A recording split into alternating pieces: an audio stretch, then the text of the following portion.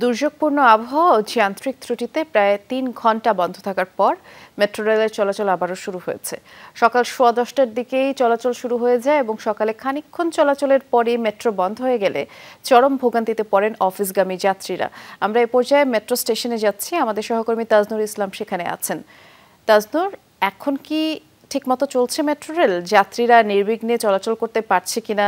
যাত্রীদের সাথে নিশ্চয়ই আপনার কথা হয়েছে, কি বলছেন জানাবেন। সিলন ফ্যামিলি ব্লেন্ডের কড়ালিকার আর সতেজ স্বাদের পারফেক্ট ব্লেন্ডে স্বপ্নেরা মেলুক টানা।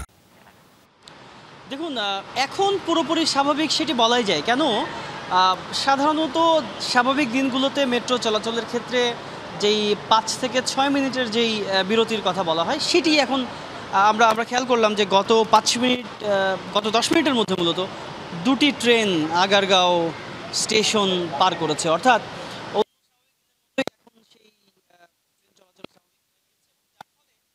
আমরা খুব সকালবেলাতে এসে এই টিকিট কাউন্টারের সামনে যেই জটলা দেখেছিলাম, যেই ভিড় দেখেছিলাম, সেই ভিড় এখন আর নেই। এখন যারা আসছেন, যাদের এমআরটি পাস আছে, তারা তো সরাসরি প্ল্যাটফর্মে চলে যাচ্ছেন এবং এর পাশাপাশি যারা চলতি টিকিট অর্থাৎ একবারের জন্য টিকিট নেবেন, তাদের সেই কাউন্টারটি সেটিও খুব বেশি যে ভিড় রয়েছে এমনটি বলার সুযোগ নেই।